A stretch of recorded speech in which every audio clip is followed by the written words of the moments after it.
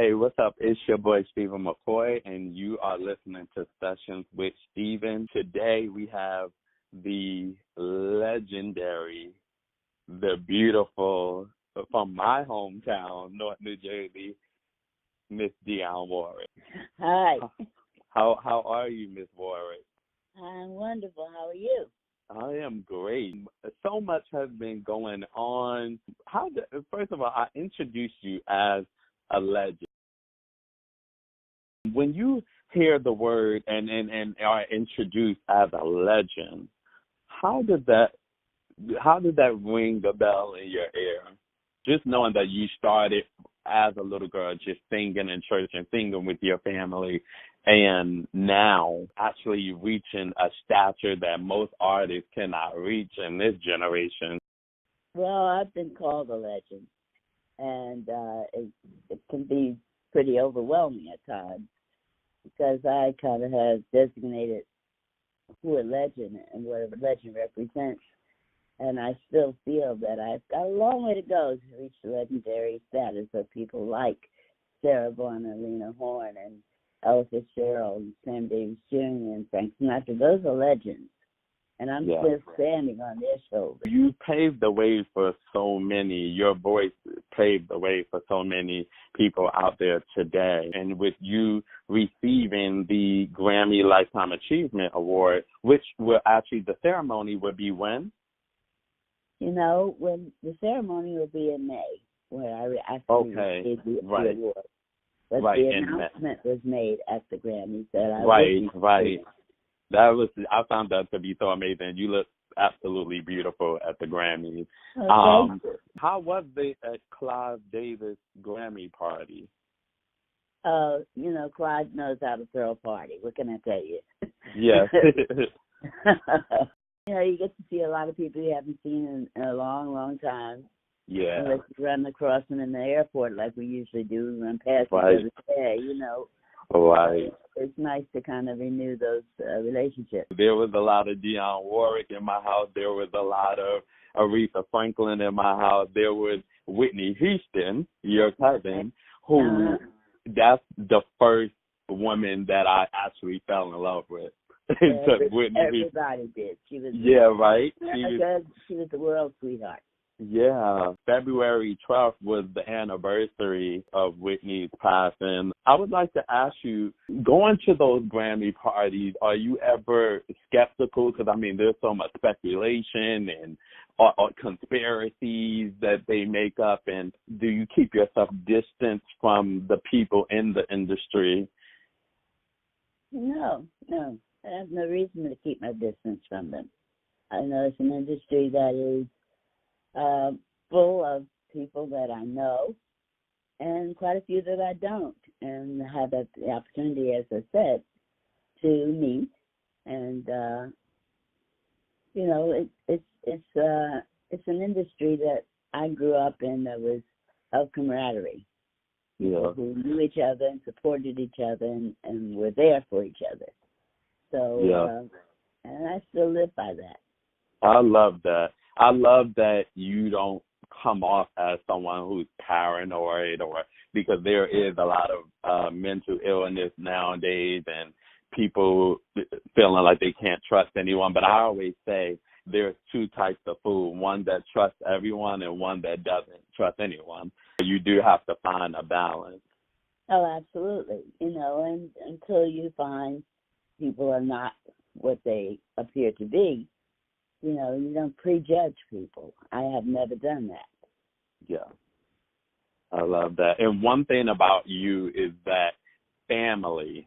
I don't hear that word often, and that's how my family is.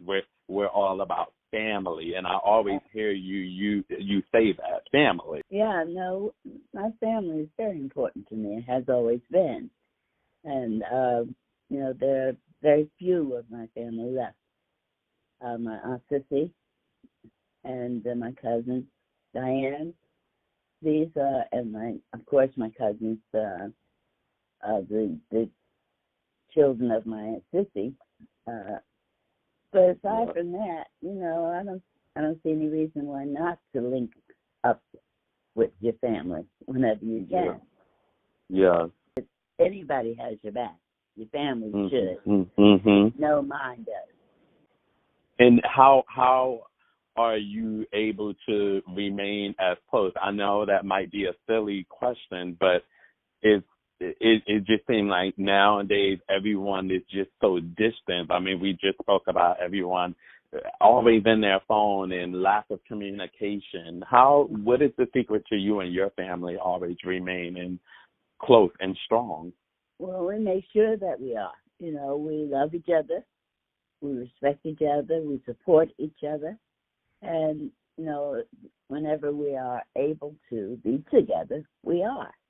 Yes. You're here to promote your new single, What the World Needs Now, which is actually a re-recording of your classic. That's out March 1st. Mm-hmm. What made you decide to re-record this song? Although I get an idea because I know what the world needs today. But yes, and yes. That's exactly the reason. You know, it's something, as I said, that people need to hear again. They need to respond to. We've lost so much in that way. You know, we don't look at each other anymore. We don't speak to each other any longer. You know, our phones are very busy with this texting, whatever that is. No. You know, and the computer has taken over our lives. It's just, there's no social involvement any longer. You know? Yeah, you're absolutely right. There's not really much interaction when everyone is in a room. Everyone got their heads down to their phones. Mm-hmm. I mean, that's crazy. It is. You know, we've lost all kinds of social skills. Yeah. Something that needs to be reestablished and acknowledged. You know, people know what's right and what's wrong. It's just a matter of now instituting the right again. I saw on your social media a lot of people were creating memes saying that you offset Teyana Taylor, you all look alike, and you actually comment, no, we don't, or something. And it was I found that to be so hilarious and humorous of you to actually respond to it. Are you familiar with any of those artists? No, actually, you know, I don't do social media myself. I don't personally do it. I have my niece who takes care of that for me. So it was her response to that. Oh, okay, that's hilarious. And she kind of know what your response may be. Absolutely, no doubt. There was a lot of the new kids that are out. Do they come to you, and although you probably have no business who they are, but do they come up to you and acknowledge and show the love and respect? They do, you know, that's and great. That makes me feel exceptionally good. You know, the fact that, first of all, they know who I am, but more importantly, that their approach is that of, you know, they appreciate what I've done. They also appreciate my music, those that have been exposed to it. Yeah. And, you know, it's an act of respect. That's amazing. What advice would you pass on to these young girls that are coming up and want to be singers? I don't give advice, baby. You know, nobody takes it anyway. Well, I will encourage. You know, I will support and encourage them to continue to do what they are desiring to do, and understand that it's not given to them, that they must earn it. Is there anyone out there now that you see that will have longevity, such as yourself? How you, Aretha, Patti LaBelle all had? Do you see anyone else out there that you see that potential of them also becoming a legend? I couldn't answer that question. Based on the fact that, first of all, I don't know that many of the youngsters of today. And the fact that I don't know if they have a desire to be in the industry as long as I have. I'm going into my 57th year right now. Yeah, I don't know if this is something that they would desire to do or be. See, that's what I love about you. You're still Jersey. Like, only a Jersey, or someone from Jersey would say, listen, I don't know. It's up to the other person. And it's so true. It really is. And one thing we know that Miss Warwick is a tough cookie. You know, you didn't get through this business just by being a beautiful lady in a dress. You are a businesswoman. You know how to handle your business. And I think a lot of us actually got a chance to see you business-wise when you went on Celebrity Apprentice. Do you remember that? Yeah. How was that? How was that experience for you? It was quite an experience. Yes. Something I felt when I fired myself, as you well know. Yeah. I felt it was not where Dionne Warwick really needed to be. Yeah, okay. You know, it's just a case of let's quit while I have an opportunity to do so. Because, you know, that's a 50-year career. To see it destroyed, basically, that's exactly what, or defamed by something that was really insufficient and not meaning anything. Right. I just felt it was time to say bye-bye, and I did. And you did get the chance to work with Donald Trump. How was that experience as well? I mean, because now he's the president of the United States. Did you see any of the signs, things that you might have disagreed with behind the scenes? No, you know, the Donald Trump that I knew, and, you know, I worked in his casinos, as a matter of fact, is not the Donald Trump I'm seeing as the president of the United States. It's a completely different man. I don't know who that man is, but you know, I'm hopeful for him. I pray for him. I really do, that he will come to his senses and you know, understand what's right and what's not right. Yeah, and I actually hear that a lot. A lot of people who worked with him in the past are saying this is completely different, a different side of him. So it's kind of interesting. I would love to ask you, what are your thoughts on music today? You know, the music of today, if you want to refer to it as that, it's not for my ears. You know, my ears are not as young as they should be to appreciate the what is being recorded and being played on radio or internet or however else people are listening to music these days. I listen to my peers, and you know, I listen to songs of hope and happiness and joy and promise, and some of the songs that are being, or music that's being played today, don't really give me that feeling. You know, I think the babies have an awful lot to learn for, you know, opening your mouth and saying certain things that don't mean anything or don't give people inspiration. And so I feel that their music is for their ears, their peers. You also have an upcoming album. Yes. So can you talk to us about it? Yes, she is back. Although I know you don't like calling in yourself the queen, but you know you are a queen, as we always say. No, I don't. You know, that title belongs to a lady that is no longer with us, unfortunately. Yeah. And so, you know, I'm just Dionne. Yes.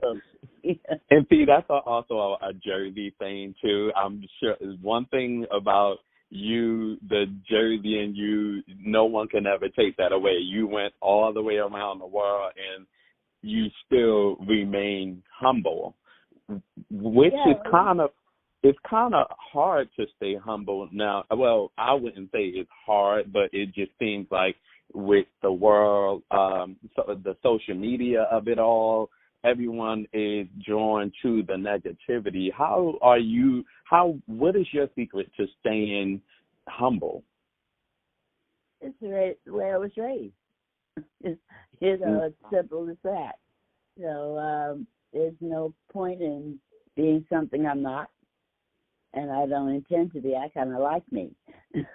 So there's no reason for me to try to be one way with you and another way with someone else when they can get the real deal all the time.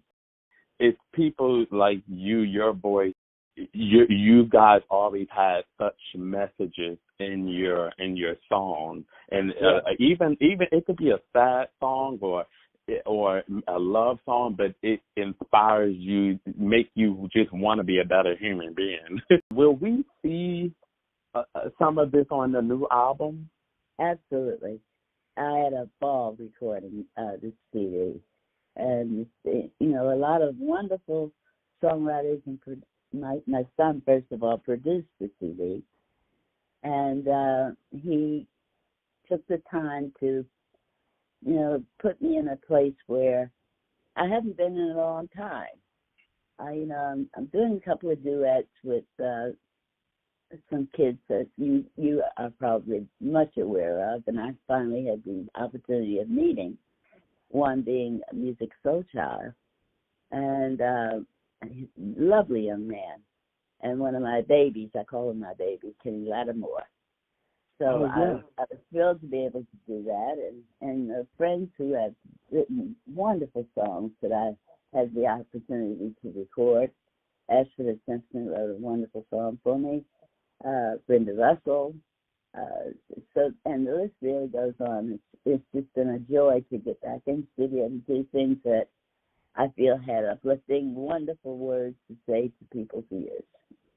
I can't wait for this album. I really can't. And when is the album actually out? We know the single is out March 1st.